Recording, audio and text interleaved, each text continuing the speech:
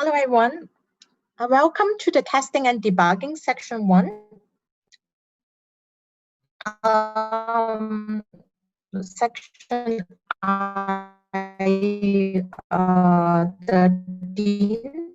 I am the section chair for these sections. My name is Xinhui of Southern University of Science and Tech. Welcome the first speakers of the sections. His name will be Roberto, and his title of the talk will be Learning to Rank versus ranking to learns, strategies for regression testings in continuous integrations. Let's welcome the speakers. Thank you. So in our work, we have explored the learning-based strategies for regression testing in continuous integration. So in continuous integration, developers typically commit their code in a code base, and this code is continuously built and tested in a cycle. And the problem with this is that often the time to execute this test, the time to run the test, is often less than the time available between commits. So the problem is which tests we need to run and which tests we need to run first. This is the test selection and test prioritization problem in continuous integration. In this work, we specifically have explored strategies for test prioritization and learning-based strategies for test prioritization, comparing a set of them. But in order to prioritize, to apply test prioritization in continuous integration, we have first applied a conventional test selection strategies, a static class level test selection strategies, in order to select a subset of tests at each commit that need to be prioritized. So the process foresees that when developers commit their code, then in the test selection process, we increment a dependency graph. And from this dependency graph, we infer the changes, the changed classes, and the classes depending on these changed classes, along with their test targets. These constitute the test selection, the test set that need to be prioritized in that cycle. So these are given to the machine learning based prioritization strategies. In order to do this, we need to characterize the test cases at each commit. So we extract a set of features by extracting metrics from the code repository and metrics from the test history. So metrics from the failing test histories, the test execution times of past cycles, and so on. These metrics are the features of our machine learning based strategies. So the selected tests and these features are given to the machine learning model, and test cases are prioritized, are ranked for that cycle, and then executed. The execution of this test, of course, updates the test history. So the metrics that are dependent on the test history. So in this work, we have specifically explored 10 algorithms for test prioritization. These are 7 of these are learning to rank strategies, and 3 of these are reinforcement learning strategies. These are quite representative for learning to rank strategy, the top 7 ones, because they we took point-wise, pair-wise, and one list-wise algorithm. They are both ensemble and non-ensemble algorithms. The prioritization criteria that we have used are fault detection and test execution time. So the ranking, the tests ranked first are those that are expected to have a higher fault detection ability and a short execution time. So we have investigated this research question for those algorithms. The first research question is about performance. So how do the selected algorithms perform in a continuous integration context? So which algorithm perform better, which class of algorithms perform better, which category of algorithm performs better? Then we have influenced the characteristics of the code under test. How do these impact the performance of algorithms? And then we have explored the characteristic of the continuous integration process. How can this impact on the performance of algorithms? Experiment on Apache Commons libraries. The metrics that we have used is the rank percentile average that tells how much a predicted ranking is close to the actual ranking. It's our effectiveness metric. And then the time for prioritization, both the training time of algorithms and the ranking time, the prioritization time of algorithms, that it's our cost metric. So about the first research question, training time, I just give some nutshell results. The training time, in terms of training time, the reinforcement learning algorithms, which are online strategies, takes much longer since the training is repeated at each commit, at each cycle. But on the other hand, these algorithms can run test cases at the beginning because they don't need a pre-training phase before starting to prioritize. So can be useful in that context. In terms of performance, so effectiveness and time, we have observed that pairwise learning to rank strategies and ensemble methods, for instance, MART and DELMART, have the best performance and have also good training time. Reinforcement learning has not so good effectiveness, but reinforcement learning coupled with random forest as a function approximator has good RPA, but both have high ranking times and high training times.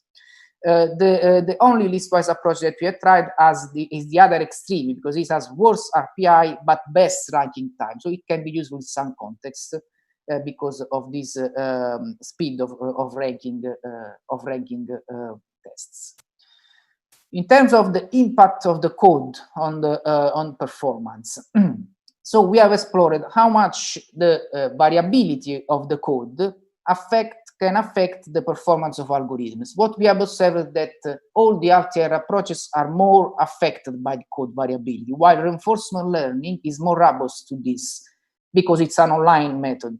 So in the cases in which the code metrics change a lot, so the code changes a lot, reinforcement learning can work better for prioritizing tests continuous integration. We have investigated the impact of the failure proneness of the code by fault injection, and we have observed that non-ensemble learning to rank algorithms, although perform poorer in terms of effectiveness, is less sensitive to the number of failing tests. They have quite the same performance in the cases in which we have few failures, few faults in the code, or many faults in the code. So it's more robust to the balance of the data set. In terms of the process, we have executed the strategies in scenarios in which we don't have enough time between two commits to run all the tests, but just the time to run the 25%, 50% or 75% of the tests.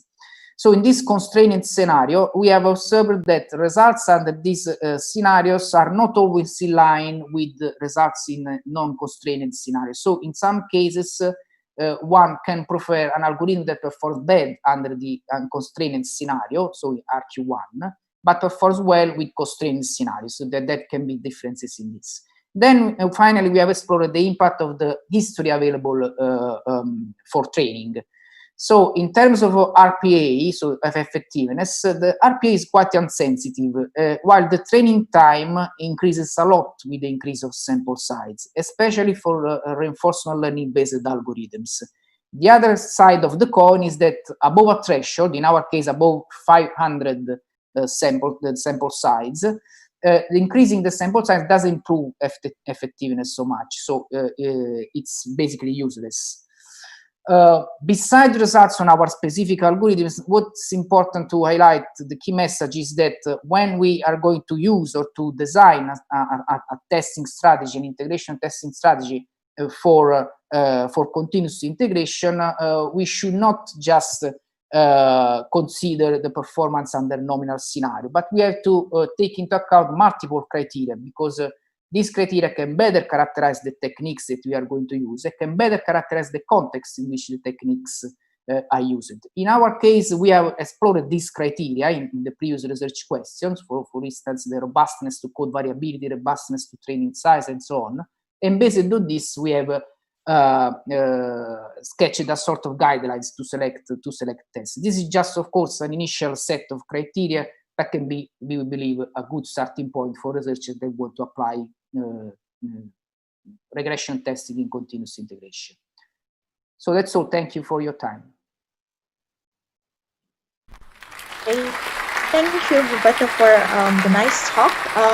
We have one question in the chat room here. Some anonymous is actually wondering what is the reward or punishment used for the reinforcement learning algorithm? Yeah, the reward that we have used is based on the two prioritization criteria: fault detection and test execution time. Basically, the reward function is made in a way that tests with higher fault detection, expected fault detection ability, and shorter execution time are prioritized first. So it's a function that considers these two factors. I see. So you mentioned also before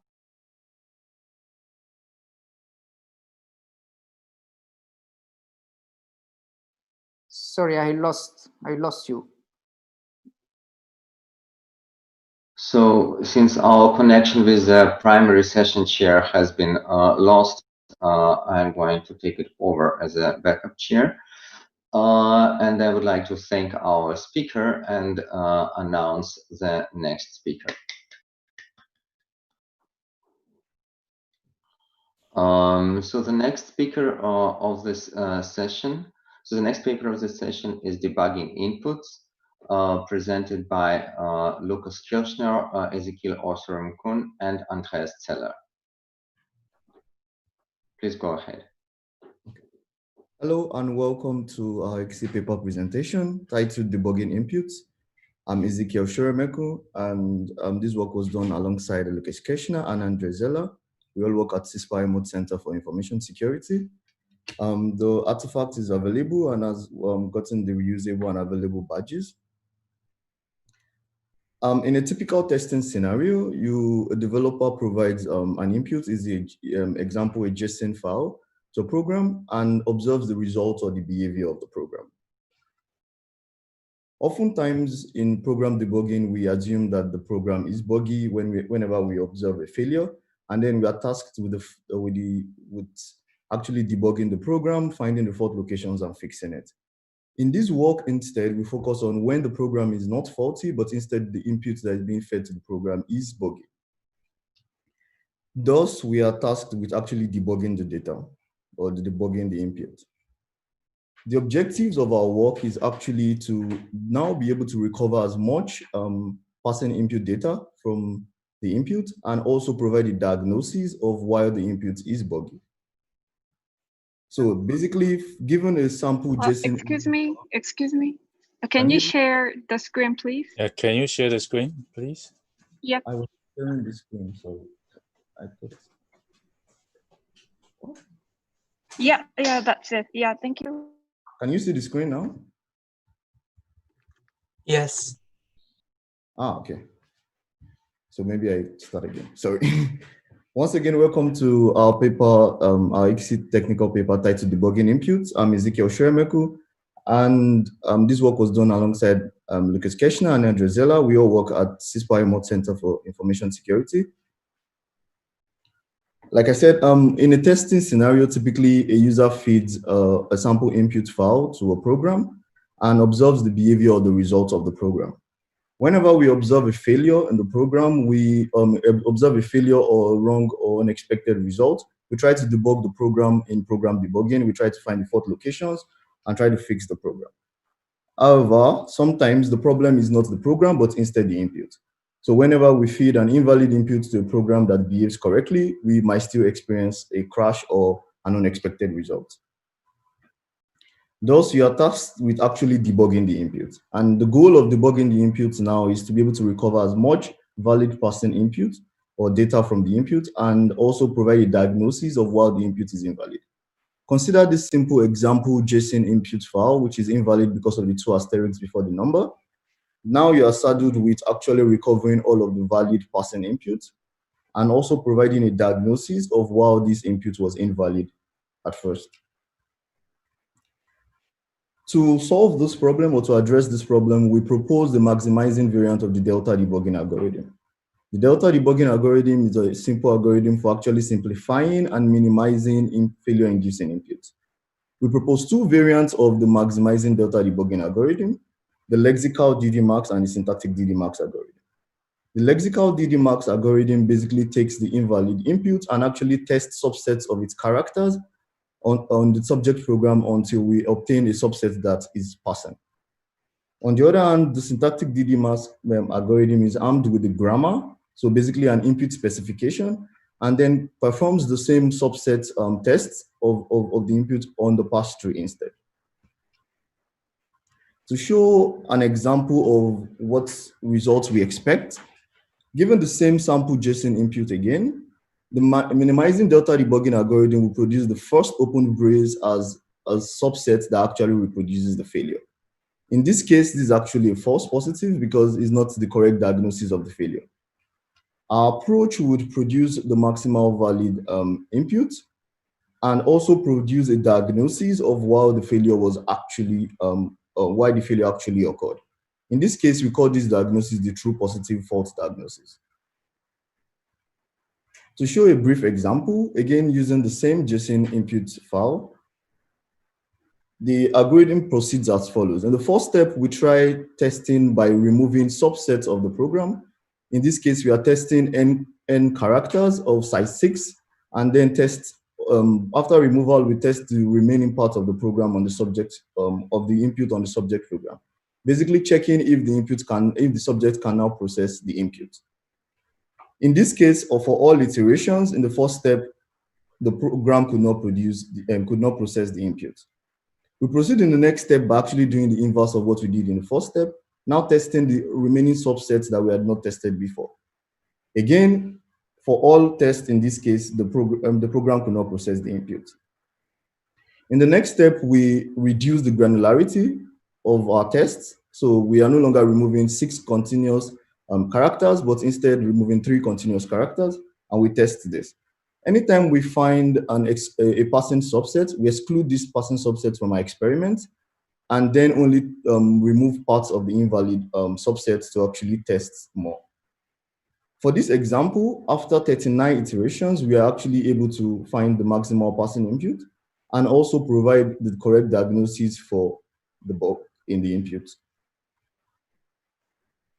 Our setup is, our workflow is set up as such. We collected thousands of invalid files from GitHub and also mutated single and multiple mutations of valid files till they are invalid.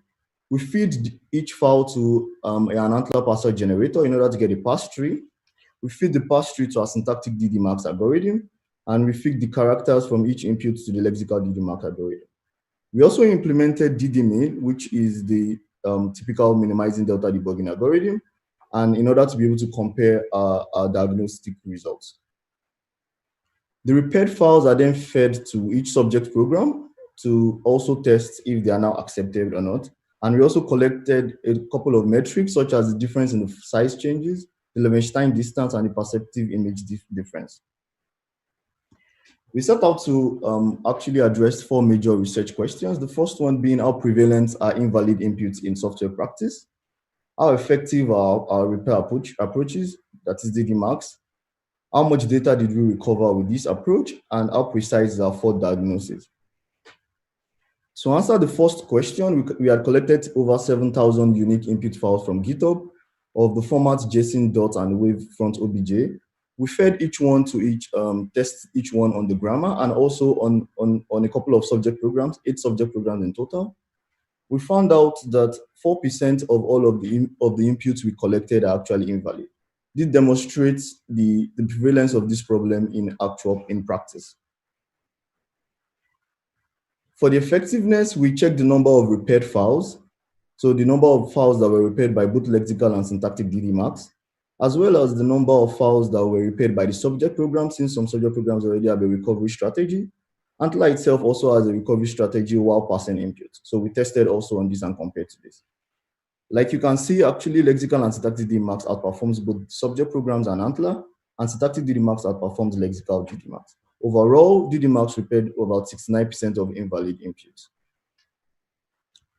To test for the data recovery, we checked for the amount of data that was actually recovered for all repairs that were performed by each of these approaches. Once again, syntactic DD-max outperforms both lexical and baseline, and lexical outperforms the rest. Once overall, DD-Max also recovered 78% of the input data. Then we evaluated the diagnostic quality of our approach. So basically, now we want to check for all experiments where both DD-Min and DD-Max were ran completely. We compare the diagnosis of both approaches. First, we observed that DD-Min only reports 12% of the invalid input data. So basically, only 12% true positive. Meanwhile, it reports even part of the passing input data. So a third of the diagnosis provided by DD-Min actually contains the passing input data. This we call false positive. Overall, again, DD-Max outperforms DD-Min because DD-Max reports all of the correct, invalid, and valid input data. Our approach is limited by the following issues. First, we are limited to subsets. We are only checking subsets of the program. We are not synthesizing new valid input fragments. Secondly, we are limited to data repair. We do not have any information about the semantics of the input or the context sensitivity of these inputs. Lastly, if there are lots of multiple errors, we actually only provide one single repair for this, not a repair for each error in the input. Thank you for listening to our talk. The experimental data, the paper, and all of the implementation is available at the link below. Now I'll take questions. Thank you, Ezekiel, for the talks. There are several questions actually from the audience. One audience say that thanks for the great talk. Can DD-Max actually handle programs with complex input, for example, compilers, web browsers,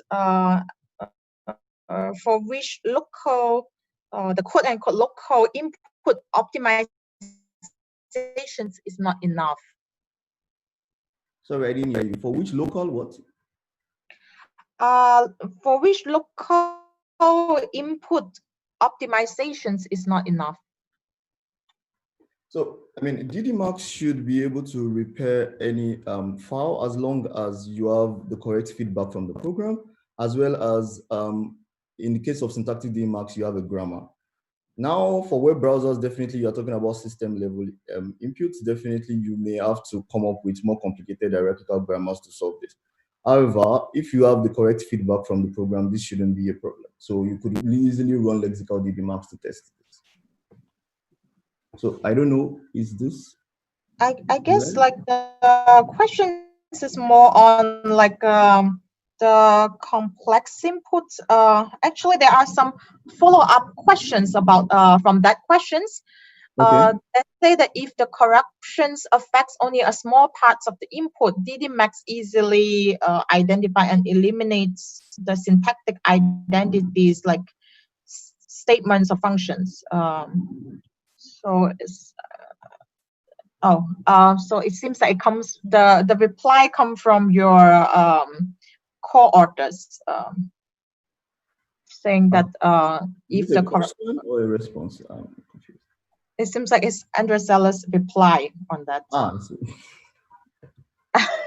Yes. Let me check on other questions. So I think I see a question about the window size. So there are second question.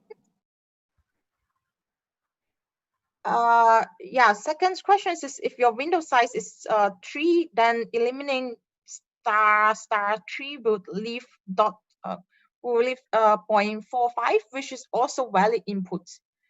How Yes, your algorithm decide which one to pick? So at this point, the algorithm is actually not done running. So because you would actually then exclude the passing subset and continue testing again.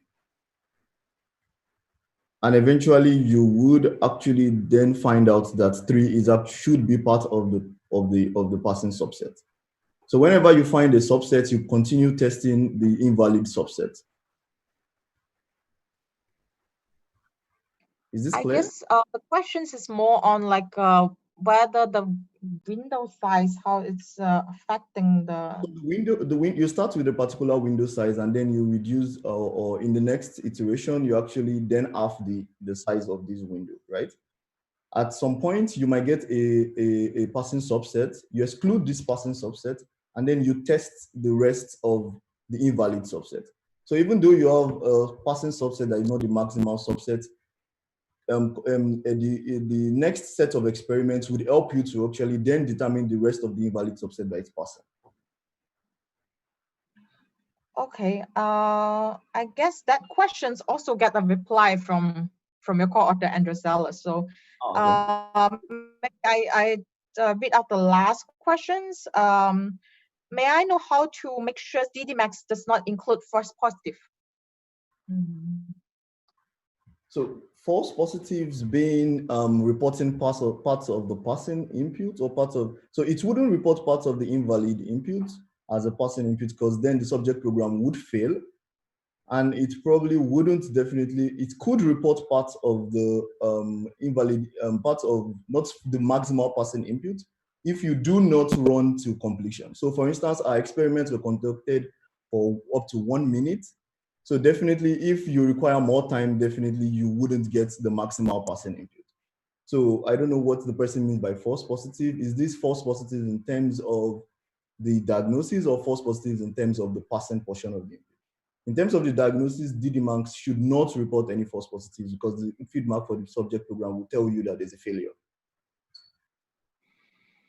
Yeah, I'm also not understanding the question so much because as far as I know, if you actually run like by doing this maybe I can way also clarify this. So maybe the person is confused by this slide.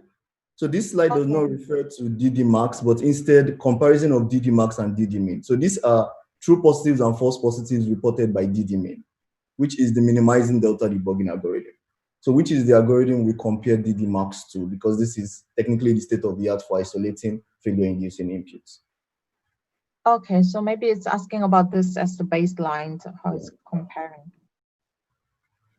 Okay, let's thank Ezekiel for the great talks. Let me introduce the next speakers. The next speakers will be Mingyu Park. He will present the talk on property-based testings for LG home appliance using accelerated software in the loop simulations. Let's welcome the speaker.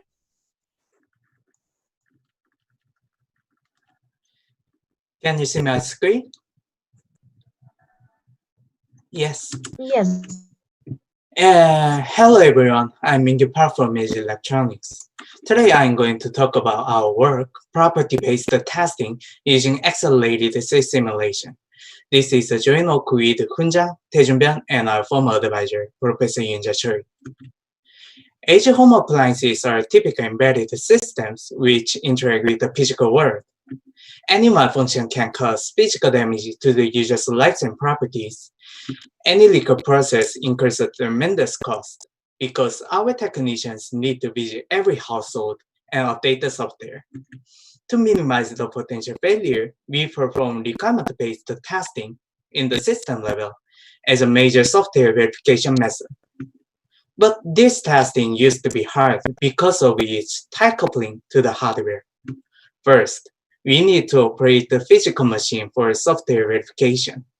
It used to take a huge amount of time, as long as weeks, for testing a single cycle of the refrigerator.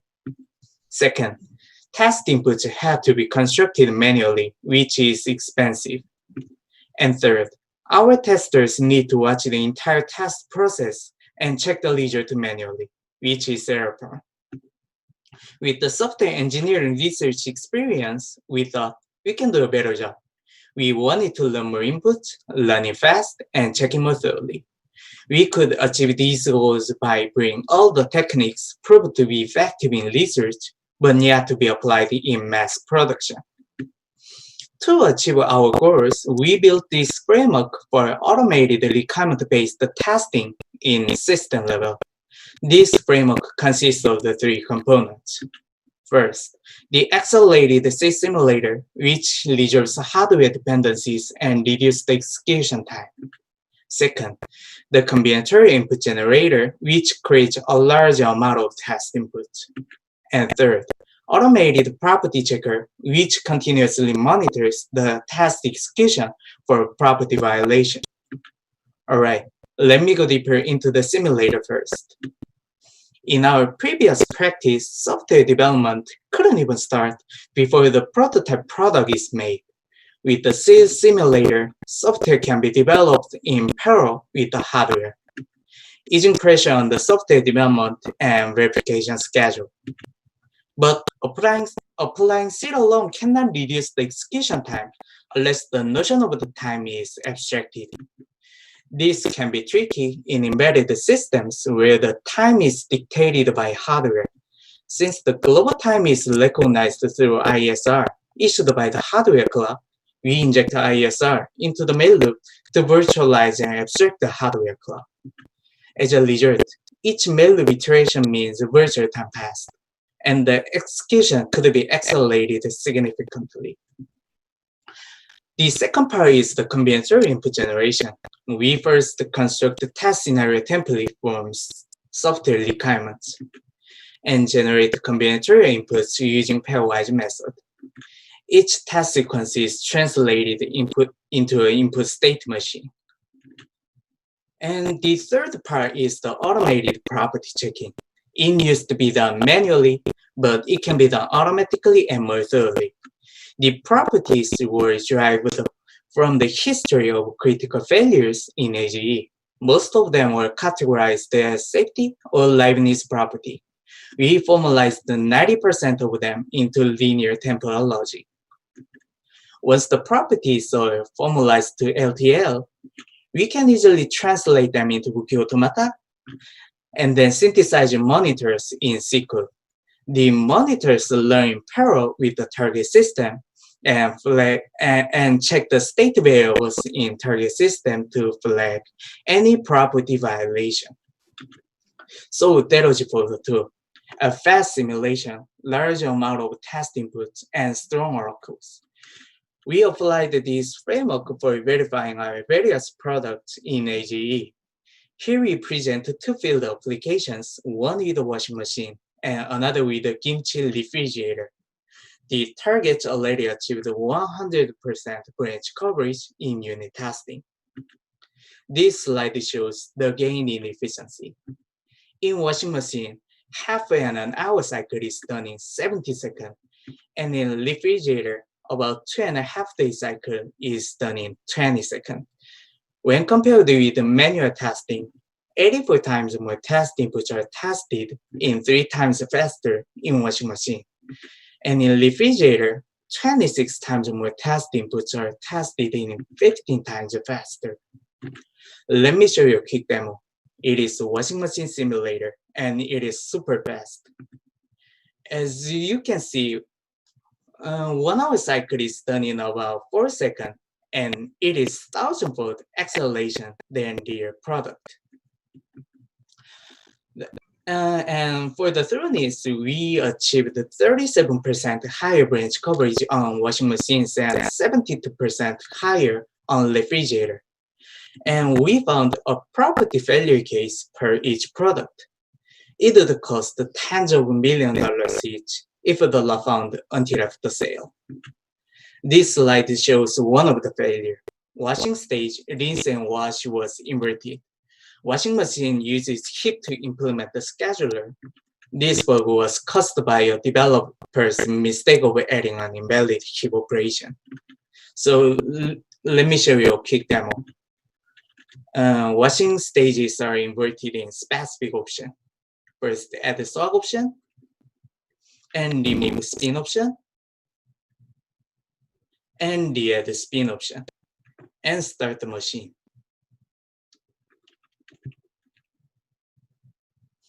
After swap, rinse stage is operated instead of wash. And after rinse stage, wash stage is operated. After this cycle, detergent will still remain in your clothes. So, conclusion. We applied automated requirement-based testing in the system level by accelerated seal, combinatorial method, and synchronous observers. As a result, we found 2 property failure cases in their product. The result demonstrates that property-based testing can create a powerful synergy when combined with acceleration and the combinatorial method. Finally, I want to share our lessons with the community. First, internal inertia was the biggest challenge for us. Company was unwilling to invest in this research, but we took it as a side project in our leisure time over the past 2 years. And with our success, it was widely adopted company-wide. And the key factor behind our success was the existing verification properties. AGE was keeping field failure cases over the past decades. We could easily turn them into synchronous observers, which eventually found failures. Finally, I want to emphasize that we need more advanced system-level testing techniques. It is currently the most labor-intensive verification process. Any automation or improvement can bring a huge benefit in the industry. This is a presentation of our works. Thank you. Thank you. Your talk seems to be very interesting. We have two questions from the audience. One is, can you tell me how and or why those errors are not detected by unit testing? All right. So the first was Eleanor's code is also all right. Washing machine uses heap to implement a scheduler, and this bug was caused by a developer's mistake of adding an invalid heap operation. Well, but the interesting point is the most of the cases scheduler recovers stage inversion problems during the rest of operations. And so it is a very special case that stage inversion is not recovered and developed very easy, that it is not occurred in 100% branch coverage unit testing step. But I think it needs more testing to catch this failure. Thank you. Okay, we have one more questions here. I was told that you apply many techniques to home appliance software for integration testing. Can you list the techniques and describe them briefly? Oh, that's a very good question, because we already received that comment from the reviewers, so we make a backup slide of them. So I will share it to you. Can you see that? Ming-Yun, maybe you need to keep it brief because we are a little bit behind the schedule. Okay. Okay. Then, okay. We tried the MCU ECU visualization and hardware in the loop in the simulation, and the property checking. In this property checking, we tried the model checking, and in test input, we tried the model-based test input generation and concurrent testing. And we also tried the commercial tools. And these are written in the papers in related works, so you can see that paper. Okay, thank you. Okay. Thank you, Ming-Yun. Now let's welcome the next speakers of the sections. It will be Sangha Misra. He will be presenting on predicting software defect types using concept-based classifications. Yeah, hello everyone. My name is Sangameshwar Patil, and I will be presenting our paper, Predicting Software Defect Type Using Concept-Based Classification. I hope my screen is visible and I'm audible also properly. If not, let me know. So, the slides contain more details for the sake of completeness and offline viewing. However, due to time constraints, I'll be able to focus only on the important points from the slides. So software defect classification is an important part of SDLC with multiple benefits as outlined on the slide. There is an increasing need for automation as the manual classification of software defects is expensive, time consuming, and it needs specialized expertise. Multiple software defect classification schemes, such as IBM, ODC, etc., have been proposed in the literature. In this paper, we'll focus on classifying the software defects along the defect type dimension. ODC, that is the orthogonal defect classification, is perhaps the most well-known of such schemes. There have been customized schemes which have been derived from ODC, such as the work by Thung et al., which has proposed a customized scheme that aggregates these fine-grained ODC defects into defect type families as shown here. Additionally, there is the scheme by IEEE as well. In fact, there is a standard IEEE 1044, which was released in 2009, that provides guidance about how the defect classification scheme should be designed, and they provide a sample scheme as shown here.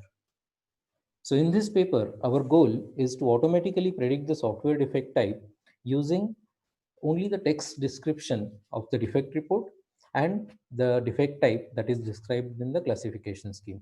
So here is an example on the slide. There are these three defect types, and the textual description summary, that is the title of the defect, and the detailed description is shown. And given the classification scheme, our goal is to automatically do this defect classification. So our approach is actually motivated by the observation that human experts don't need much label training data when they are doing this defect classification. A plausible and intuitive explanation for this phenomena was suggested by Gabrilowicz and Markovich in the explicit semantic analysis framework.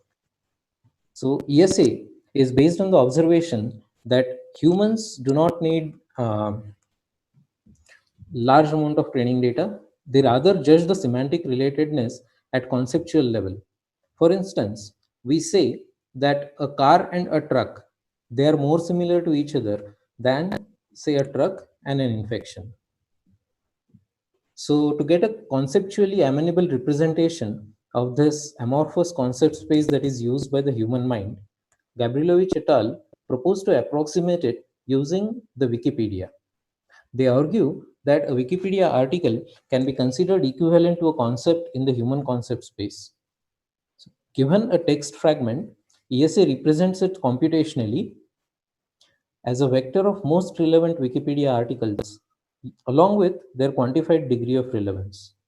We use this property, that is identifying the semantic similarity between text fragments, for the purpose of defect classification. So we take the description of a defect type label from the classification scheme and the actual defect report, create their computational representation using ESA, and then do this concept-based classification. The proposed approach can be summarized along three high-level steps. First is a one-time pre-processing step that creates an inverted index from the input Wikipedia corpus.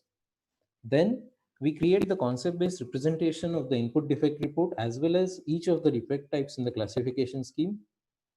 And then we finally identify the most relevant defect type label using the decision function shown on the screen.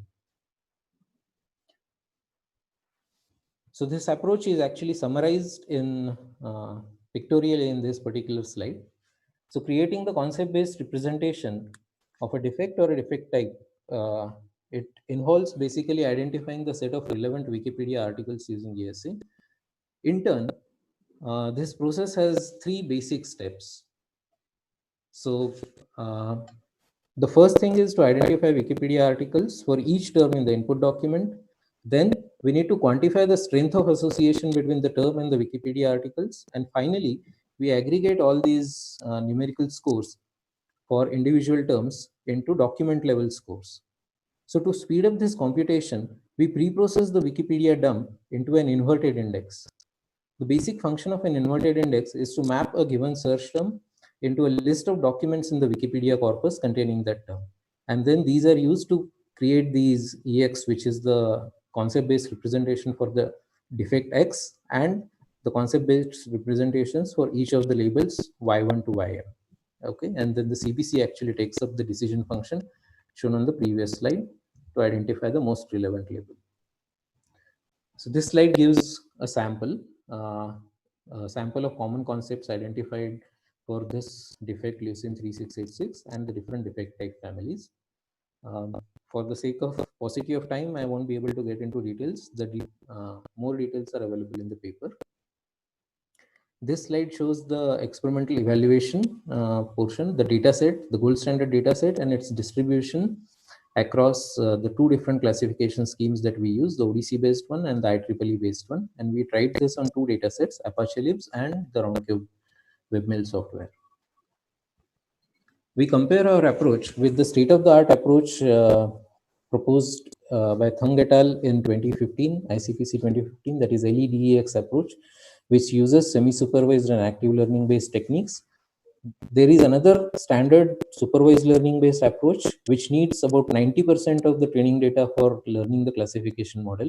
This approach is not feasible in practice because 90% of the data used for training and only that is used for prediction on the remaining 10% of the defects. Compared to that, this second approach, that is LEDEX, it uses only 15% of the defect reports for learning the classifier model and then uses it for prediction. In comparison to these two, our method does not need, first of all, it doesn't need the label training data. That's the major advantage. Further, we also don't need the source code used to fix the defects. So both the state-of-the-art methods, they need the source code. This is not a viable thing in practice because by the time the source code is fixed, the developer who fixes that defect can also provide the classification. So in this case, our method again stands out significantly. And as we can see, we achieve comparable performance with respect to the state-of-the-art. So all combinations of the data sets and the defect classification schemes are summarized in this table. As you can see, concept-based classification is an instance of zero-shot learning. That is, it doesn't need label training data. That's a major advantage. And we still perform comparably with the state-of-the-art that is viable, that uses the active learning and semi-supervised learning approach. So quickly summarizing the effects of some parameters that are there. One important decision factor in the concept-based classification is the number of concepts used. So as we can see, if the number of concepts is very low, then the precision is very good, but the recall is very poor. As n increases, the recall improves further. The precision drops slightly, but the recall improves significantly to compensate for the drop in precision. And as a result, the F1 score, that is the accuracy, increases also. And as n is increased beyond a point, the accuracy plateaus off. Okay. So to get insights into why this particular behavior is happening, we can look at effect of n on coverage. So coverage is fraction of input data for which predictions are made by the concept-based classification approach. At low values of n, only the topmost relevant concepts get included. So this leads to inadequate representation in the concept space. That is good with respect to precision, but recall suffers a bit. But as number of concepts are increased, the coverage, that is number of defects that CBC approach is able to classify, increases significantly, and that improves the recall as well as F1. So these are the main highlights I could cover in the time allotted to me. And in the interest of time, I'll just stop by emphasizing that the proposed approach has the advantage that it doesn't need label training data, and compared to the state of the art, it also does not need the source code used to fix the bugs. So in spite of this limited input, it is able to perform comparably with the state of the art semi-supervised and active learning approach. With that, I think I have run out of the time. So for more details, please refer to the journal paper I have given. I have mentioned it here, and I'll be happy to take if there are any questions. Thank you. Thank you for the great talk. Currently, I did not see any questions from the cloud. Maybe I will ask one question and then we move on to the next talk. I was just wondering because you talk about this defect classifications from 2009 and how you're trying to classify defects according to that classifications.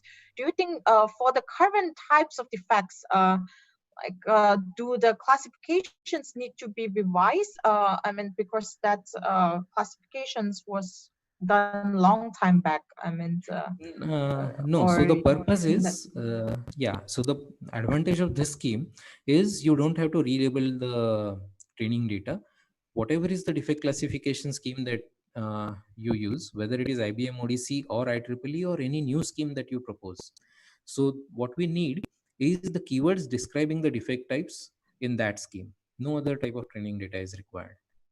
So that's the advantage. Any new scheme that comes in, we are able to classify that based on the keywords that describe the defect types. If you use any of these state-of-the-art methods, they'll ask you to provide label training data for each of the defect type in significant amount. So that's where the advantage is. Any scheme, any new scheme that you propose, this method can be applied just by supplying keywords that describe each defect type. I okay, hope that thank you answers the for questions. Okay. the answers. Let's move on to the next talk. Thank Next you. talk will be by Valentin. His talk.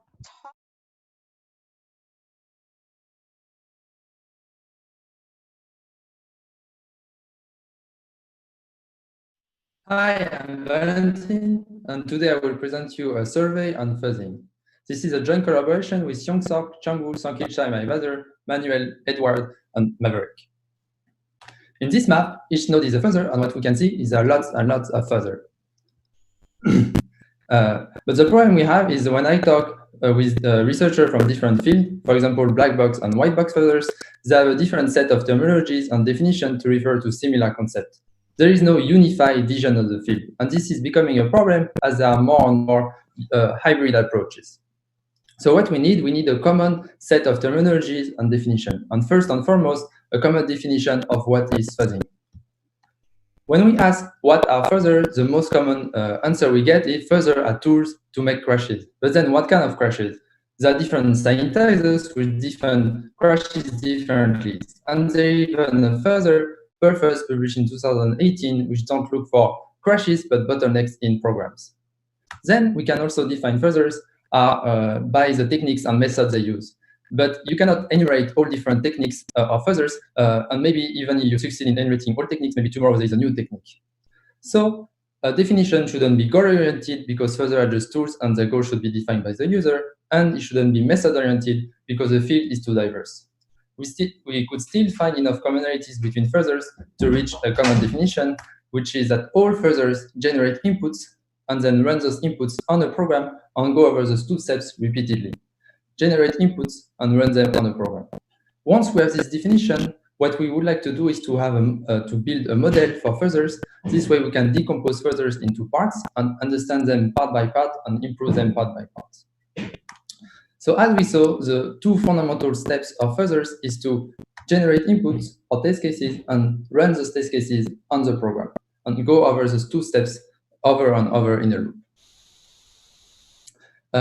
However, although those two steps are the fundamental steps of all fuzzer, which must all implement them, that to model all specificities of all fuzzer, we needed to add three optional functions, which some fuzzer will need to implement. First, the preprocess function is a function you run once before starting a fuzzing campaign. If you're a seed-based fuzzer, for example, you can reduce the number of seeds or reduce the size of your seeds. If you are a model-based fuzzer, you can improve the quality of your model, etc. Then we add the conf update function. Here I invite you to see the paper for more detail, but basically the intuition is that some fuzzer will have a knowledge base, and the conf update function is an opportunity for the fuzzer to improve its knowledge base with the last information it got from the last executions. And finally, the schedule function is the opportunity for the fuzzer to say, in the next input batch, I'm going to focus on this part of the program. So now we have a model on which we can project all fuzzers. So what we did is we look at all the fuzzers from the last 10 years from major GitHub repository and major conferences, and we project them on this model. You can find this table in the paper. We cannot go over all fuzzers here, so we took two examples. First, ZZF. ZZF is a very simple black box fuzzer, which just flip bits to generate inputs, and then just execute them on the binary. It doesn't implement any of the optional function. On the other hand, we have AFL, which is a very popular gray box fuzzer, which is a little bit more complex. In the preprocess function, it instruments the binary. Then to generate input, it has predefined mutating operations, which is those test cases are then run in an instrumented fashion to get coverage information, which is used to update the seed pool. And then in the schedule function, it goes over each seed sequentially, one by one, but then based on some heuristic, it's going to skip some seeds or we're going to spend some more time on some other seed. Now, as we saw, we have a model on which we can project all fuzzers. However, as humans, that's not how we tend to think about fuzzers. We tend to think about fuzzer in a related fashion. I know this fuzzer because it's close to this other fuzzer. So we build a genealogy or kind of a family tree. You can find this genealogy in the paper. The very interesting thing, phenomenon which we saw appear is that there are some clusters of fuzzer which form where each fuzzer is heavily related to each other. We also made this genealogy into a website. This way we can keep the knowledge up to date. If you see a fuzzer missing in this website, you can simply edit a JSON or make a PR and you will see your fuzzer appear here. Once you add your fuzzer, you will be able to search it by name and get some more additional information, like for example, name, year, targets, tool URL if available, documentation or paper if available, and share it by link. So as we say, once we have this genealogy, we saw appear some major hubs, and the most important hub we saw appear is AFL. Most graybox fuzzers descend from AFL either by reusing the code or by being heavily reliant on its concept. The other hubs we saw appear, for example, is our LangFuzz, a model-based fuzzer for languages like PHP and JavaScript, published in 2012, and BFF, a very configurable black box fuzzer, published in 2010.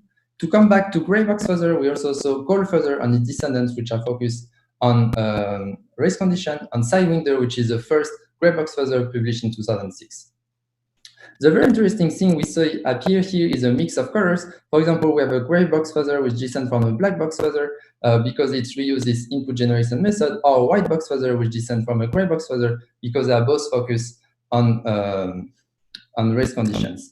The other interesting thing is like maybe with the genealogy we see appear is a high degree of inheritance between fuzzer, and you wouldn't think those after 2 or 3 generations, you wouldn't think the different fuzzer are linked.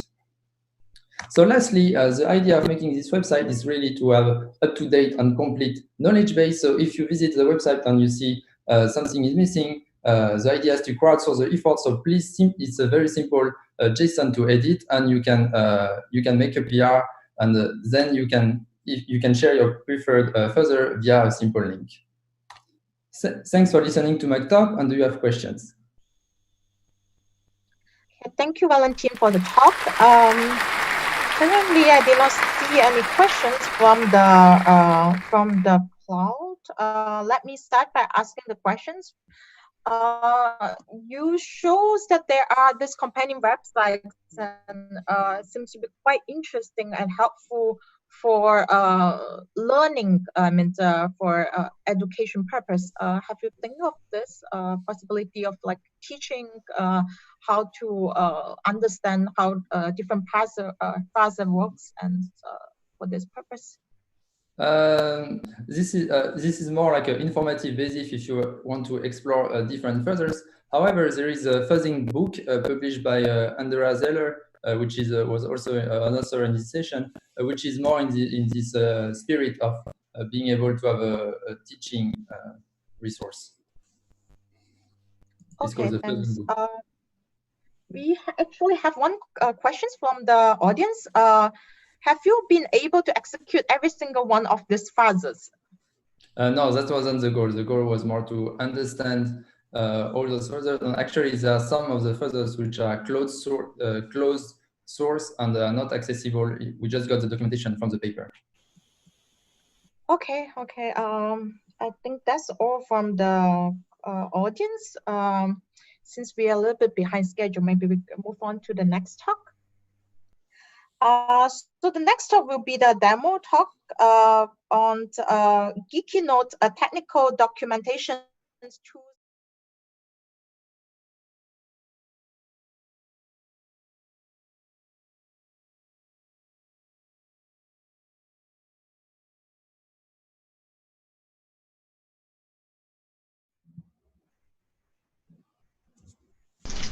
Hi, my name is Yongpin Chen. Here we present a tool called Geekino. It is a technical documentation tool. So there are several types of software documentation. Here, Geekino focuses on the technical documentation problem for the in-house teams and developers only.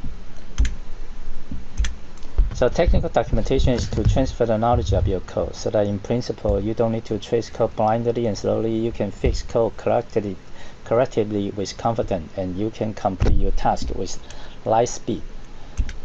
However, these are some internet memes about software documentation. In reality, technical documentation still suffers from many challenges and difficulties. There are several major challenges in technical documentation. So, interested reader, please read our paper for more detail. So once you start Geekino, you need to bind the source code repository and the documentation repository. Geekinos make no changes to your code while creating documentation. So after the source code is loaded, you can view a file and its revision from graph. Geekino also works with GitLab as well. You can now add a document to cover a code snippet in any version of your code. The percentage shows that this file has 25% of the code is explained by a document. So this screenshot shows a more complex user scenario using labeling, a new tool to explain your code. On the left-hand side, the directory also shows that the file in the directory has 40% of code coverage by some document. So Geekino allows you to add any types of document. However, screencast video is advocate to explain your code in a debugging trace-like manner. So we advocate a new way of documentation called trace cases, which describe your code in a debugging trace manner. This screenshot shows a trace case documentation. This documentation can guide a programmer to travel through a series of code snippets in your code. The last one is called coupling. Coupling is try to deal with there are several other places you need to find out and fix them together in your code. So this screenshot shows that you can use labeling to link different objects such as code snippet, file, etc. So when you see a code coupling label beside your code, be careful. Please read the other coupling part and make changes carefully in your code maintenance. Hi everyone, this is Valentin. I'm going to present you a survey on fuzzing. In this map, each dot is a fuzzer, and what Hello, we can Xinwei, see is yeah. Okay. Yeah, basically, because I only have 3 minutes, so if the audience have interest in my tool, we have a demo room, and the live demo room will be started on the 9 a.m. UTC time. I will be happy to show more detail and have a more thorough demo about the feature in this paper and in this tool. Okay, thank you. Okay, thank you. So thank you everyone for the great sections. For other questions, I think we welcome questions from the audience too, and then maybe presenter will answer them later on the chat. That's all for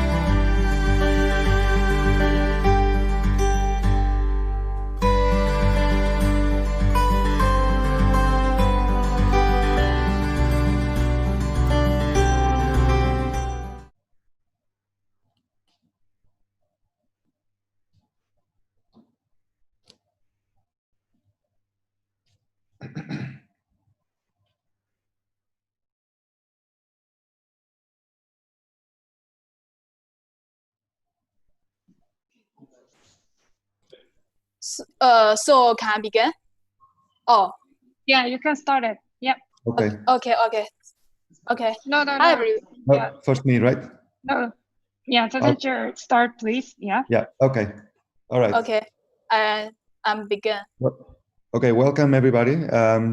So this is the testing and debugging 2 session. This session features 2 technical papers and 4 journal first papers.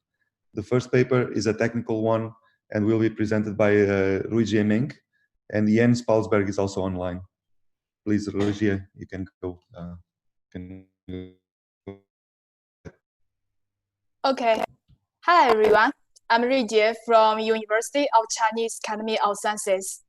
Our paper's name is Low Overhead Dialogue Prediction. Well, this is a joint work together with Yan Cai from Institute of Software, Chinese Academy of Sciences, and Jens Paulsberger from University of California, Los Angeles. Jens and I are going to present our paper together. I will give talk first, and Jens will help me answer part of questions. Now, let's go to the talk. The rapid development of multi-core processors has greatly promoted the wide use of concurrent programs. For a concurrent program, a set of threads can access shared data concurrently, and the execution space is usually very huge. Due to non-determinism of multi-threaded execution, concurrent programs can easily incur concurrency bugs. For example, during the testing process, a multi-threaded program executes as designed by programmers. However, it may execute in a different order and end users, which can cause concurrency bugs. Actually, in history, concurrency bugs have led to many accidents which damage our health and economy, such as Nasdaq Facebook glitch and Northeast blackout of 2003. Well, there are 3 basic types of concurrency bugs. In this paper, we only focused on dialogues. A dialogue occurs when a set of threads hold a set of locks and they manually wait for other locks held by the same set of threads. A dialogue can prevent execution from making further progress. However, detecting dialogues is very challenging. Although a potential dialogue exists in a multi-threaded program, it may occur in just some, but not all program executions. Or small testing is usually incomplete, and release software can still have dialogues. In theory, model checking can explore all thread interleaving and find out dialogues. However, this skill poorly in real-world large-scale programs. Therefore, it's still necessary to detect dialogues in released software. In such case, low overhead on-the-fly predictors should be the first choice. Note that for on-the-fly testing tools, the time overhead is limited to less than 5%. Existing dialogue detectors usually map execution trees to a large data structure and then run experimental time algorithm on the data structure to find cycles and dialogues. They usually incur large time overheads. For example, a Matlock is called the state-of-the-art detector. Its time overhead is 31 times. That is only online predictive detector we found, and its time overhead is 371 times. We can see that their time overheads are still huge compared with 5%, and they are not suitable for on-the-fly dialogue detection. On some large benchmarks, we observe that most pairs of logs are created in consistent orders, and they don't form any cycles.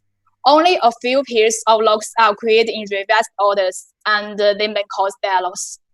From these points, it's unnecessary to directly apply a heavy algorithm to a large trees and that our existing works. Instead, log first collects execution trees into a set of small data structure and a predictive log reachability graph. Then it runs a polynomial time algorithm on the reachability graph to conclude whether the trees have some cycles.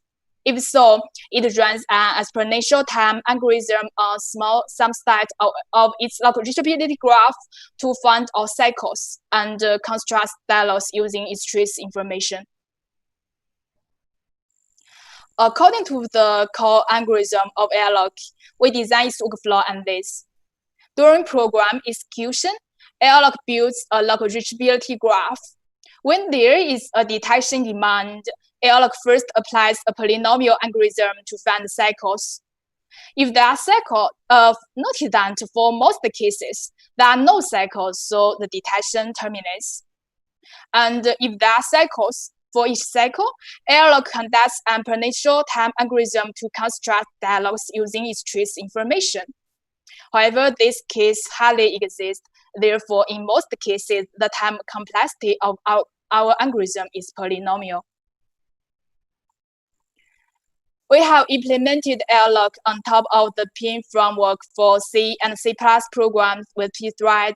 We selected two representative dialog detectors, MagicLock and Undead, as competitors for comparison. We collected 7 real-world C and C+ benchmarks, and these benchmarks have 6 unique dialogs. Actually, these benchmarks and dialogs have been widely used in previous works. In these benchmarks, and 3 detectors can detect the same dialogues, so AirLock is effective to detect locks. And in the following sections, we will pay more attention to its detection efficiency. On time overhead, AirLock significantly outperformed MagicLock and Undead. Note that for time overheads, lower the better. AirLock only incurred 3.5% time overhead on average, but the figures for Undead and MagicLock are 371 times and 31 times respectively. Overall, AirLock the time overhead is 3 orders of magnitude less than that of MagicLock and Undead. As an on-fly dialog detector, we can also tune AirLock's detection frequency on demand. We conduct another experiment to evaluate this feature. We selected 10 detection period from 1 second to 10 seconds. With the increasing detection period, the time overhead decreases gradually. When the detection period is up to 5 seconds, AirLock incurred less than 5% time overhead. So the results of once detection and high-frequency detection demonstrated that AirLock is suitable for on-the-fly dialog detection. Okay, this is my whole talk. Thank you. Okay, thank you. Let me see.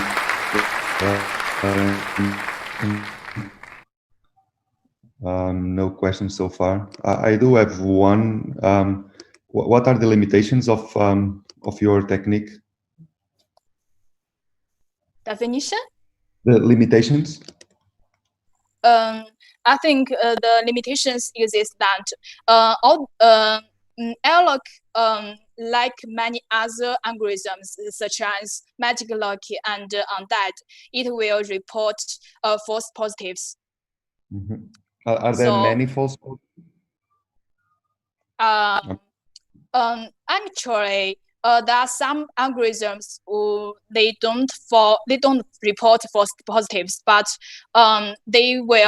it needs to track additional events and relies on constrained servers, and which usually bring heavy performance challenges, and this makes them unsuitable for efficient on-fly dialog prediction. Right. Okay. Thank you. There are no other questions, so we'll move to the next speaker. Thank you very much. So the next one is a journal first paper, and will be presented by Masanari Kondo.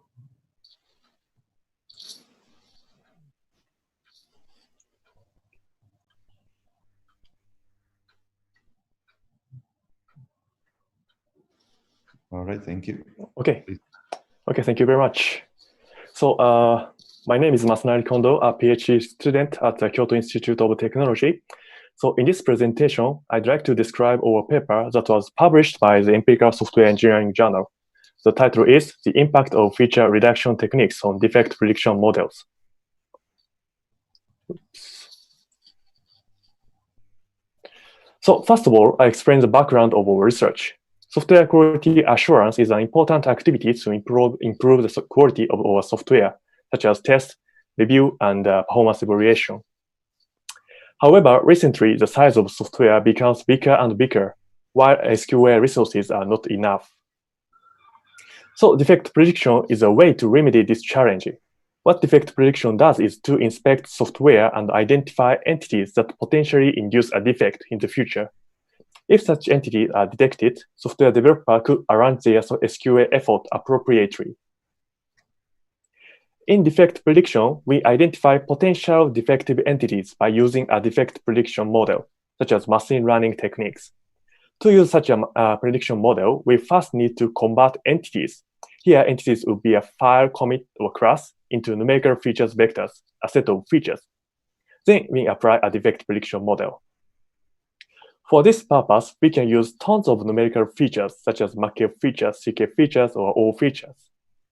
So we have a question. Which features should we use?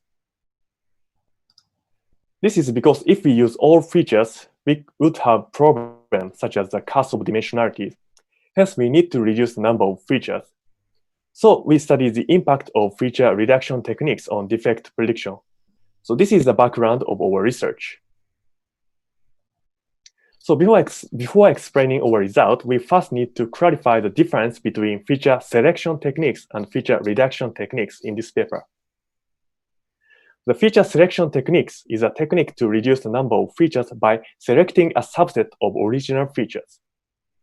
The feature reduction techniques is a technique to reduce the number of features by combining original features into new features. So in this research, we studied 8 feature reduction techniques and 2 feature selection techniques. We select the 2 feature selection techniques since prior studies reported that these feature selection techniques perform the best in the feature selection techniques on defect prediction. In addition, we use the original features to measure the performance without any feature reduction or selection techniques. So I explain the overview of our experimental procedure. First, we extract a set of original features from the target entity. And second, we apply the feature reduction or selection technique to the set of original features to generate or select a set of new features. And third, we apply supervised or unsupervised defect prediction models to evaluate the feature reduction or selection techniques in terms of defect prediction performance. Finally, we repeat this procedure 100 times by out-of-sample bootstrap sampling. So we evaluate the feature reduction or selection techniques in terms of performance and variance. Concretely, we use AUC, IQR, and the Scotch-Not EST test. The AUC evaluates the balance between the true positive rate and false positive rate. The IQR evaluates the variance of AUC value. And the Scotch-Not EST test evaluates the significant difference and effect size for AUC and IQR.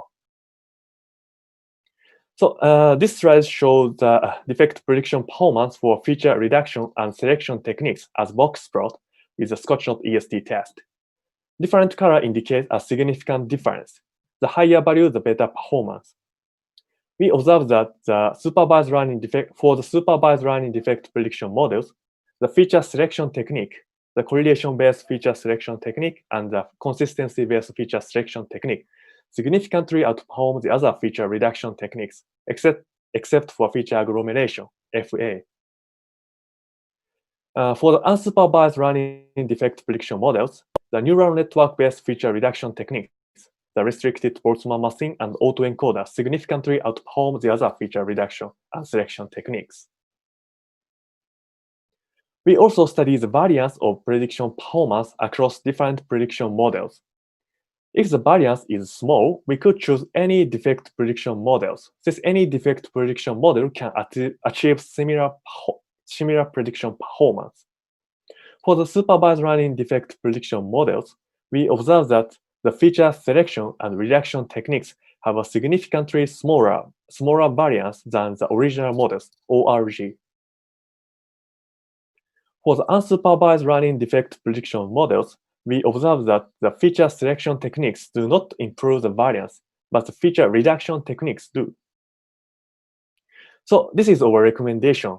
For the supervised learning models, we recommend using the feature selection techniques, since the feature selection techniques improve the defect prediction performance and the variance. For the unsupervised learning defect prediction models, we recommend using the neural network-based feature reduction techniques, since the feature reduction techniques improve the defect prediction performance and the variance.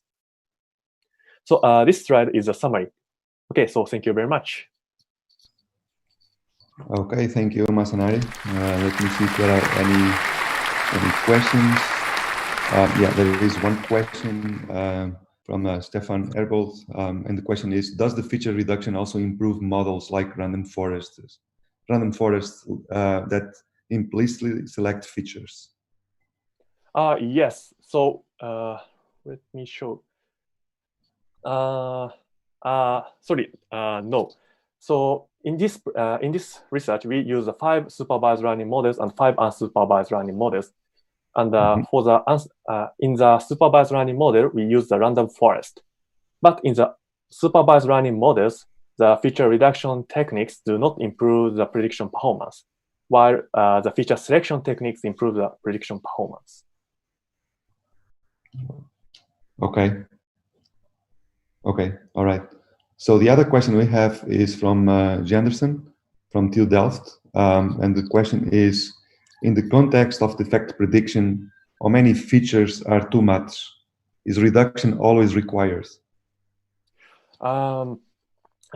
It's a very interesting question. So in this research, we use the 3 datasets: the PROMIS, NASA, and IEEM dataset.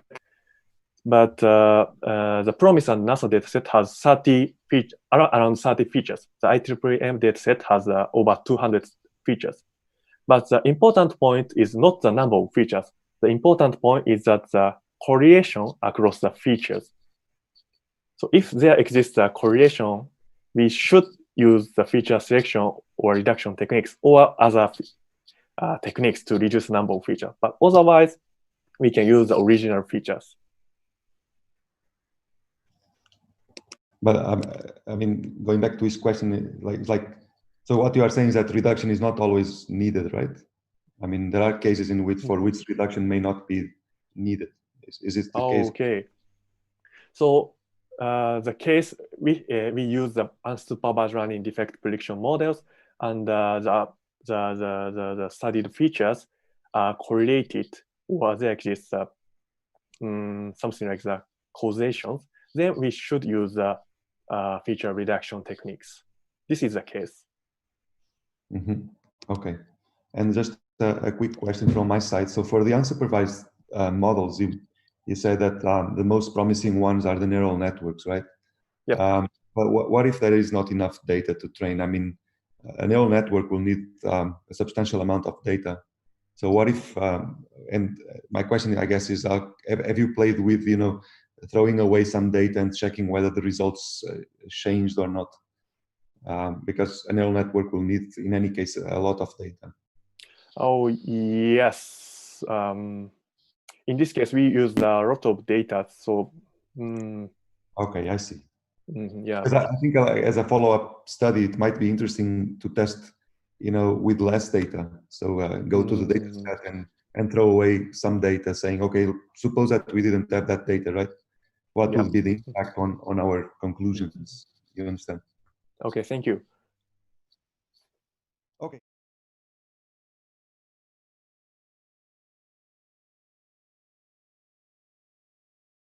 By Jiraios Pakde. I hope I have said it.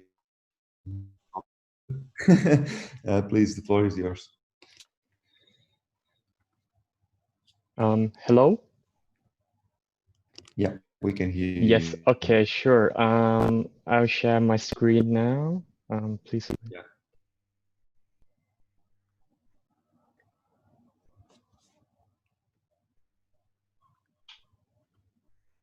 So we share the screen and okay. Awesome. So yeah, thank you very much. And hello everyone. My name is Darius, a 3rd year PhD student from Monash. Today I'm going to introduce the paper, which is a collaboration with my supervisor, Dr. Chakrit, and Professor Ahmed, the impact of correlated metrics on the interpretation of defect models. Let's start. Software quality assurance practices are important to ensure high quality of software systems. For example, code review and software testing. However, ensuring high quality of software systems with limited time and resources is very challenging. Let's imagine that we need to release a large-scale software system that has millions of lines of code every 4 weeks, while having only 10 QA engineers in our team. To address this challenge, research has introduced the concept of defect models, which are the classifiers that are constructed using historical software data to identify risky modules and explain factors that impact software quality. Defect models help developers prioritize their limited resources on the most risky modules. Defect models also help managers better understand factors that impact software quality to chart appropriate quality improvement plans. Prior work investigated the impact of many factors on software quality using software metrics. For example, code complexity, code smell, developer activity, ownership, and experience. However, previous study raised concerns that metrics in defect data are often correlated and may impact the interpretation of defect models. An example of correlated metrics is lines of code and complexity. Another is aggregated metrics that aggregate values at the method level to the file level.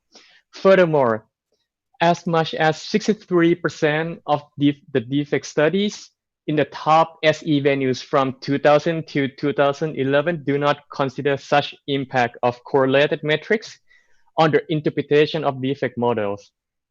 Therefore, in this paper, we ask, do correlated metrics have an impact on the interpretation and prediction of defect models? To address these questions, we analyze the interpretation and prediction of defect models with and without correlated metrics. We use 14 datasets from several corpora of systems to commonly used classification techniques, which are logistic regression and random forest, and 9 variants of techniques for interpreting defect models. For example, ANOVA analysis and Gini important. And let's have a look on the results.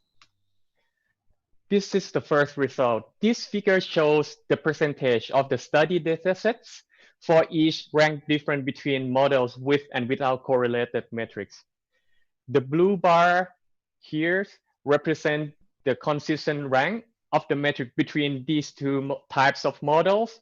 We find that 16 to 100% of the top rank metrics do not appear as the top rank metrics after removing correlated metrics.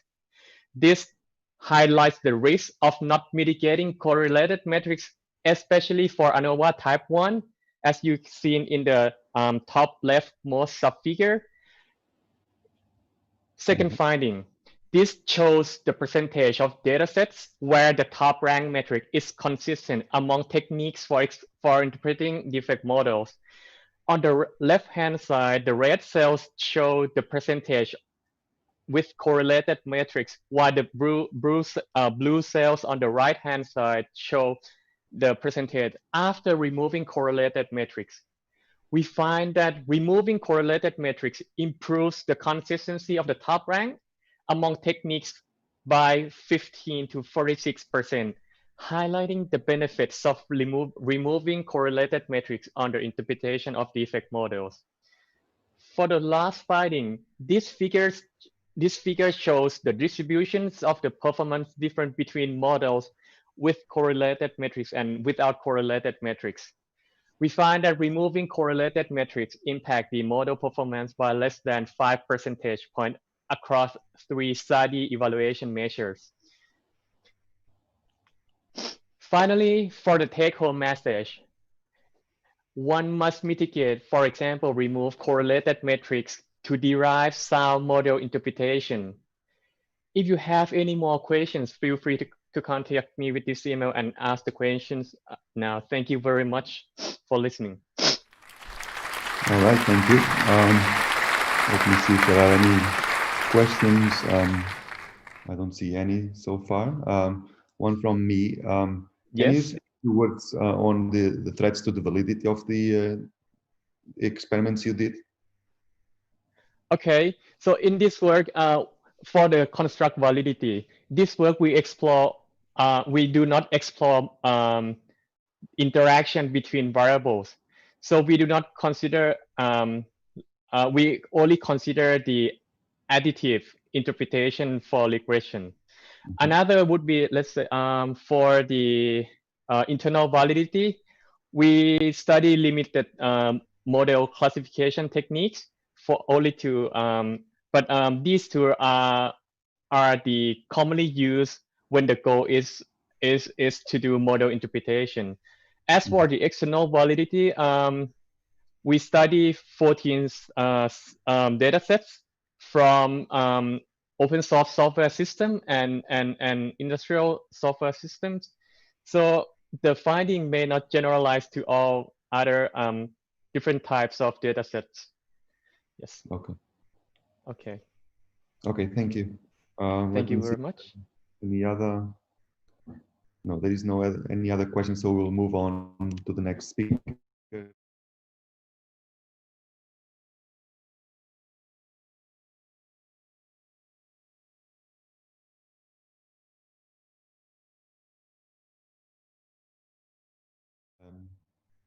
Please go ahead, share the screen. Okay, we can see your screen now.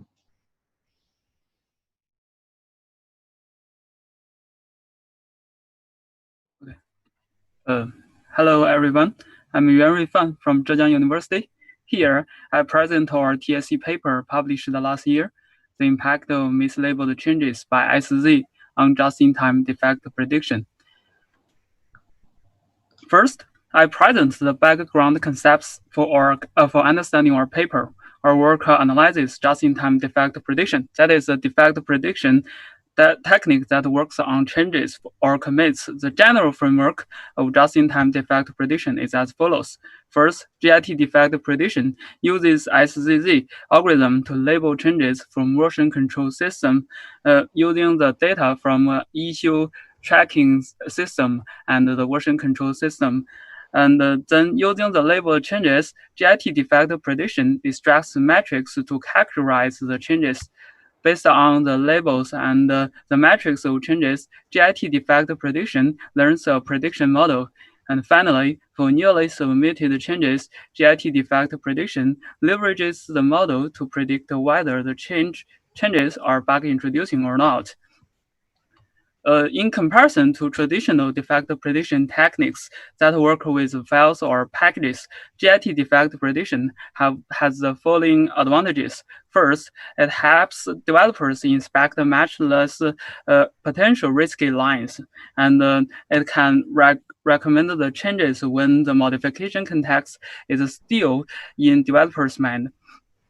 The SZZ algorithm generates the labeled data for GIT defect prediction, and thus it is the advent of SZZ algorithm that enables such a line of work. The original and basic SZZ algorithm was proposed by Sliversky et al. We refer to this algorithm as BSZZ. After BSZZ, researchers proposed several SZZ variants to improve quality of generated data by SZZ. AGSZZ was proposed by Da Costa et al., which deals with branch and merge changes, which deals with the changes to comments and blank lines and formats. And MASZ was proposed by Da Costa et al., which deals with branch and merge changes. And recently, Nito et al. Proposed RASZ. They further dealt with refactoring modifications based on MASZ. Our paper analyzes these four SZZ variants, and in our paper, we consider that RASZ generates the changes that are less likely to contain the mislabeled changes as compared to other SZZ variants. And then we present the motivation or paper.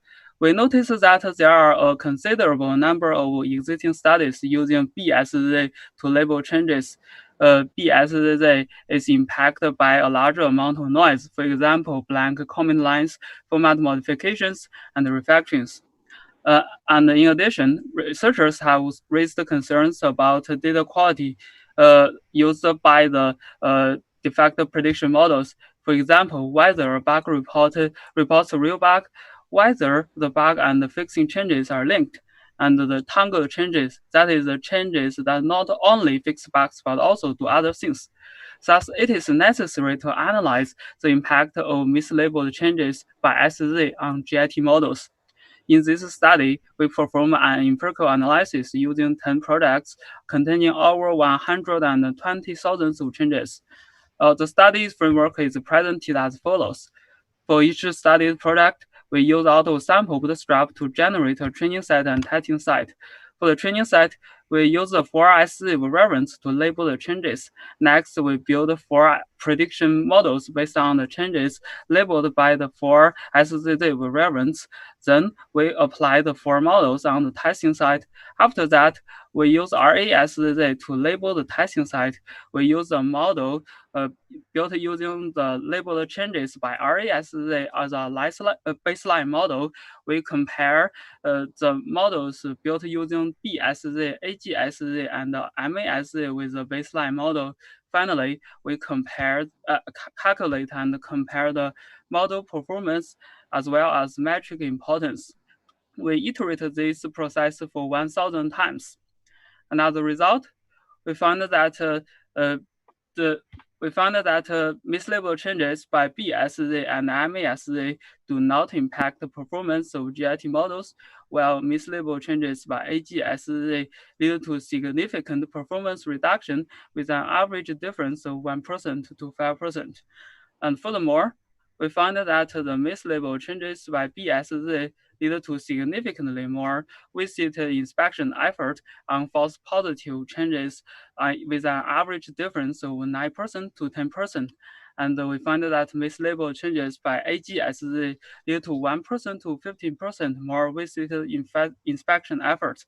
And as for the metric importance of GIT models, we found that topmost metric is not impacted by the mislabeling noise, which is the number of modified files in a change.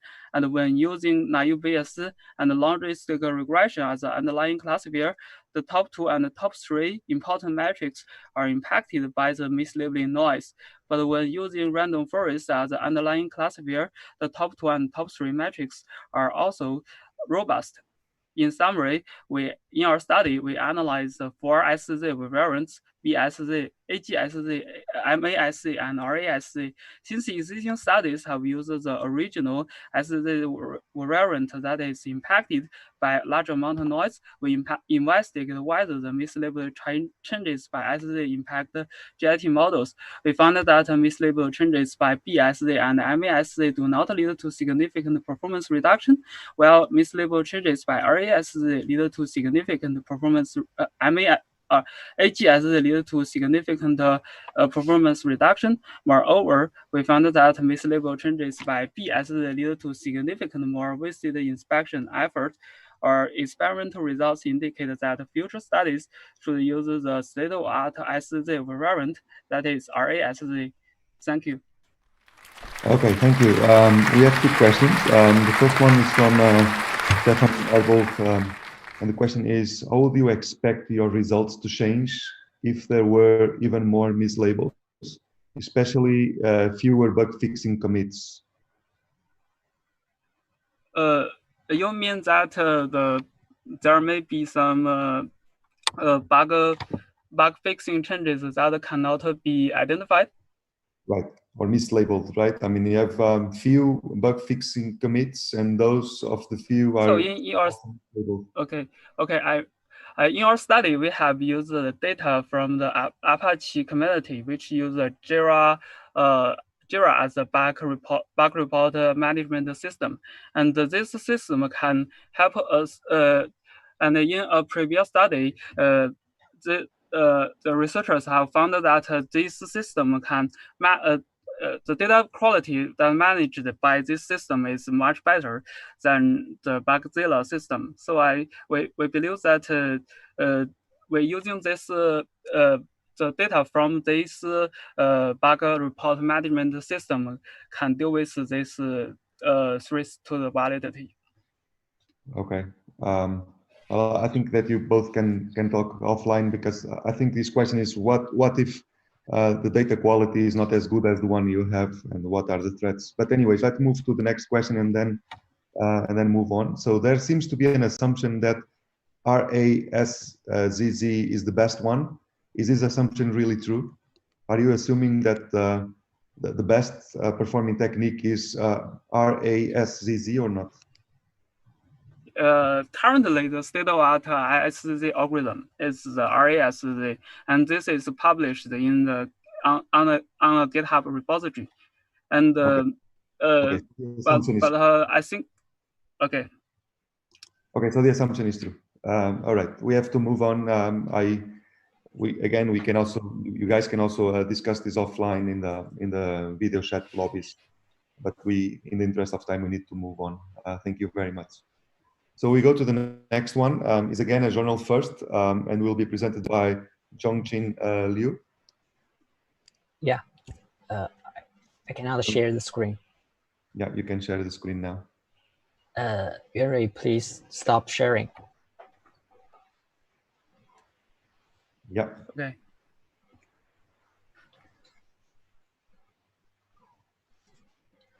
Okay. Hello, everyone. My name is Zhongxin Liu from Zhejiang University. Today, I'll present our work named "Which variables should I log?" We know that developers rely on system logs to monitor the running status of a software system. Such logs are very valuable for software maintenance. They are produced by the logging statements inserted by developers in the source code. Here is an example of a logging statement. In this work, our focus is the logging variables in logging statements, which usually store important system status. It is not practical to log too many or too few variables because both of them can hinder the diagnosis of problems. So during development, developers need to decide which variables to log. Answering this question is not easy, especially for novice developers, because there is a lack of rigorous specification of logging practice, and answering this question requires domain-specific knowledge. Considering the importance and difficulty of choosing logging variables, in this work, we aim to propose an approach to automatically recommend logging variables for developers.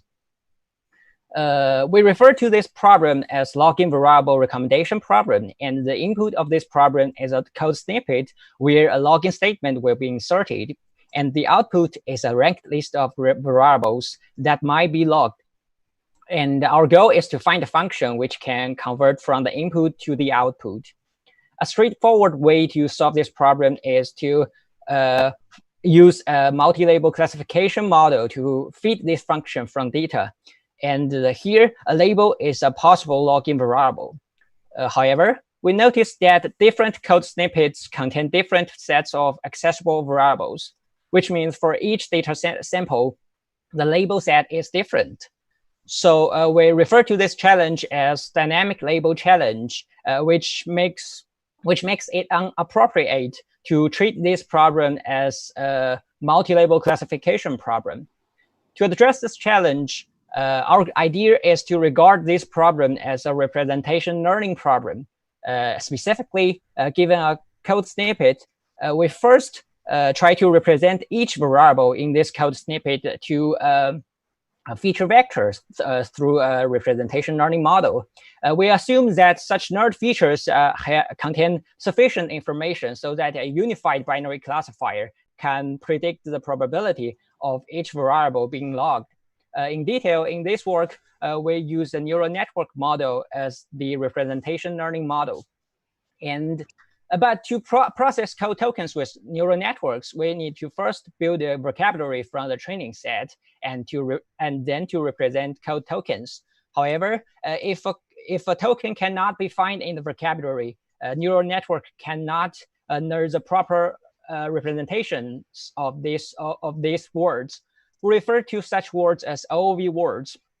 Unfortunately, OOV words are pervasive in source code because developers usually create new words to name identifiers.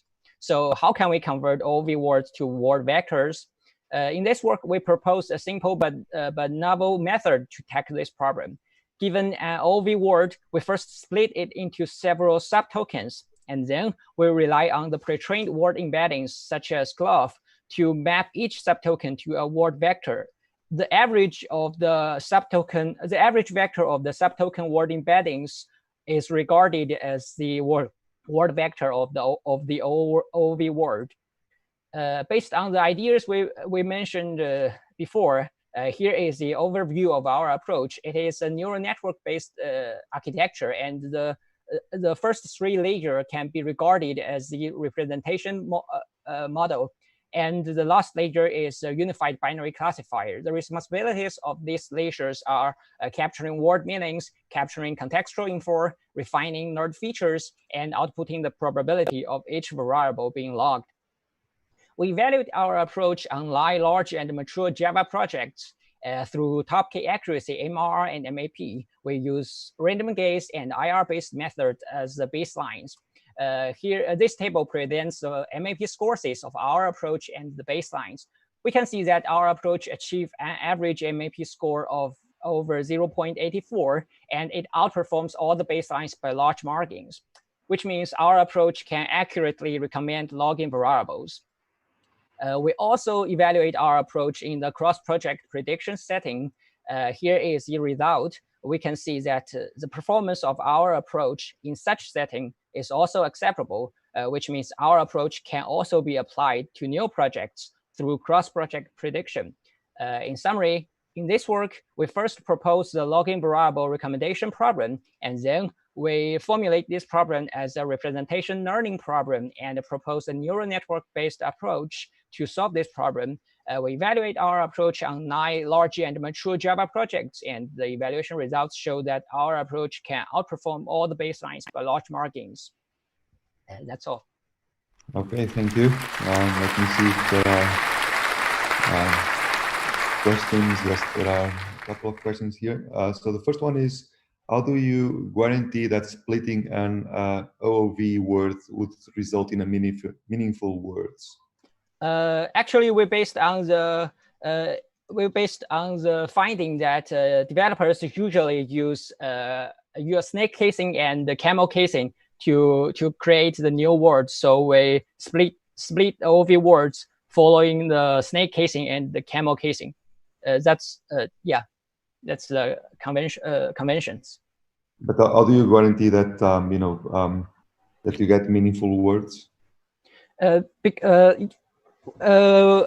In our data set, we find that almost all the subwords got by splitting the OOV words through camel casing and snake casing is an English word or abbreviative of an English word. So we can find it in the pre-trained word embeddings, and the vocabulary of the pre-trained word embeddings is quite huge. So, right. So that we find that this is not a big problem.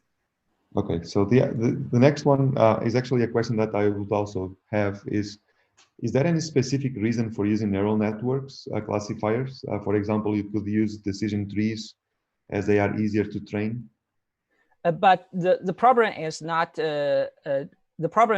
use classifiers. The problem is we need to find the features of a variable so that we can decide whether this variable should be logged or not. And we rely on neural networks. We want this neural network to know the features for us from the data, so we do not need to manually craft the features. Okay. Another question is, what is the purpose of your variables collecting information in the logs? Is it security? Is it bug detection? Purpose. Oh, we haven't investigated this question, but this is interesting. We find that developers, some of our findings is we find developers usually log some information for debugging. For example, before create a network connection, they will log the port, the IP address, etc. All right, one last question, and then we need to move on. Does existing logged variables affect the ranking of recommended variables? Pardon? I don't. I just pardon. Can you speak again? Does existing logged variables affect the ranking of recommended variables? Okay, in the interest of time, I suggest that Anderson, finds Zhongxin Liu and they discuss it offline in one of these virtual video chat lobbies, because we need to move on. Thank you. Okay, thank you. Okay, now we go to the last paper. This is a technical paper and will be presented by Ke Li, and Tao Shan is also online.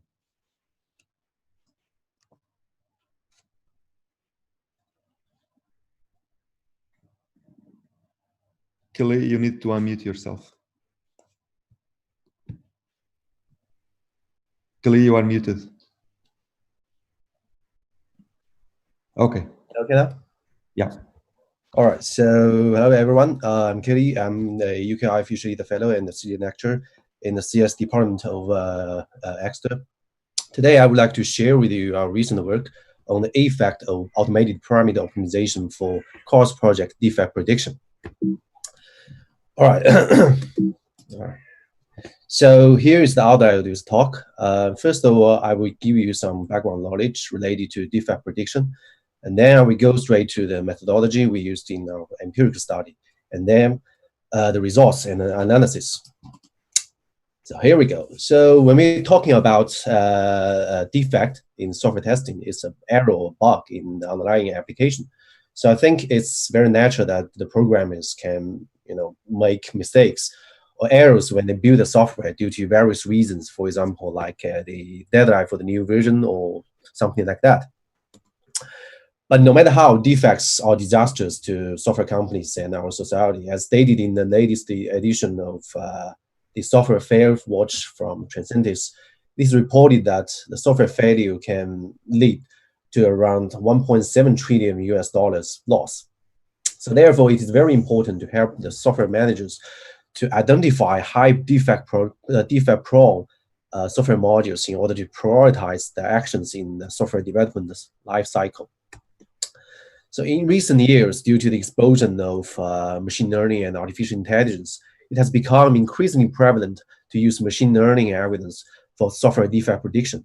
However, one of the biggest hassles is the data used to train the high-quality model is not as sufficient as you expect, especially when you are developing a brand new project, or you are just a startup. You are just a startup company without too many experiences. So course project defect predictions has become increasingly popular as an effective way to deal with the shortage of training data. So its basic idea is just to leverage the data from one project to the other, and you can train the model from one project and one or several projects and apply it to predict the defects in the current project. So in this case, the transfer learning is a powerful and popular tool to achieve this purpose. Well, everything sounds good so far, but the machine learning algorithm is not really like a magic box as expected. Normally, there are some hyperparameters associated with the machine learning algorithm. The setting of them can largely influence the performance of the prediction accuracy. As stated in some recent work, 87% prevalent classification techniques used in the defect prediction are with at least one parameter. From our statistics, 85% of the widely used CPDP techniques require at least one parameter to set up in the transfer learning stage. So in this case, you can see that why someone just call machine learning as an alchemy instead of a science. So in this paper, what we are going to do is to address the problem about how the automated parameter optimization of machine learning models can impact the performance of CPTP. All right, so here's the empirical study method we used in our experiments. So basically, we have 6 rules to follow in order to pick up the dataset for our purpose. And at the end of our dataset consists of 20 open source projects with more than 10,000 instances. And in order to optimize the hyperparameters of the machine learning algorithms, we use the state-of-the-art software package HyperOPT as the parameter optimizer. And this is the architecture of our automated parameter optimization framework for CPTP. Here we use the AUC as the performance metric, and 8 transfer learners and 8 classifiers are considered as the baseline in our experiments. Since model training is usually computationally expensive, so we assume that the computational budget is limited with 1,000 function evaluations, and each optimization is repeated 10 times. All right, and these are the results. So actually, Actually, we are going to address 3 research questions through these experiments.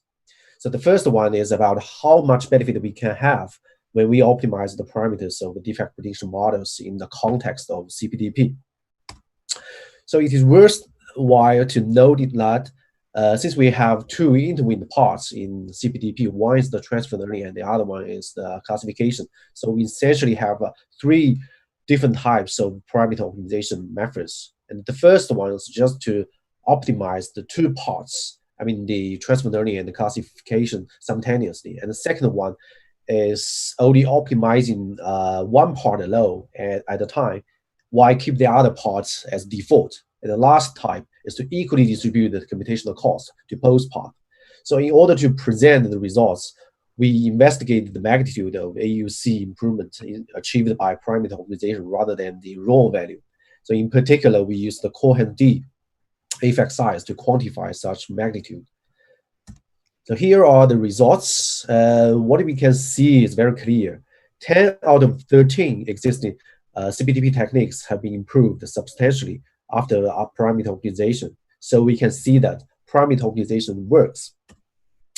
And the second question is a follow-up of the first one. Since we have 4 different types of optimization methods, which one is the most effective one when we have a limited computational budget?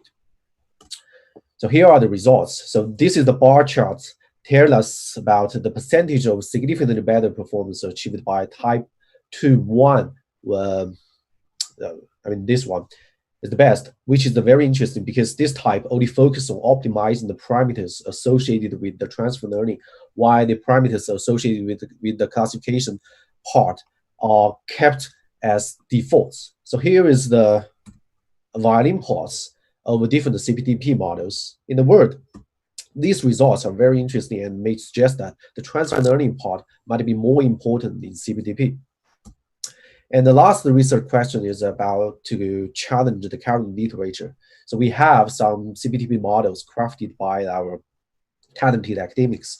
So, but obviously, we can always build up some new CPTP models by combining different transfer learners and classifiers. So whether the ones developed in the literature are really state-of-the-art. In order to address this research question, we make a combination of those baseline transfer learners and classifiers. Finally, we build like 62 effective CPTP models. 30 of them already exist in the literature. For the better visualization, we only present the top 10 CPTP models. In addition, we apply the Weir-Constant rank sum test to validate the difference of results between newly developed CPTP model and the best one in the literature. So here are the results. We only give a few because there are a lot. And the black charts represent the existing CPTP models, while the white ones are those developed from our experimental study. So here is the bar charts, which are going to give you an overall comparison. From these results, what you can see is like the current research on CPTP is far from mature, because actually our newly developed CPTP models, just based on random accumulation of baseline learners, can outperform the best one in the literature, or at least it is as good as the existing ones. So furthermore, what we can see is like you have 1 minute. All right. There is no specific thumb rule for designing effective CPTP model. They are mostly problem dependent. So here is the short summary of our paper. First, the parameter optimization works. Second, optimizing transfer learning part is the most cost-effective one. And the last one is the current CPTP model literature is far from mature. The source code of our experiments can be found from the GitHub repo.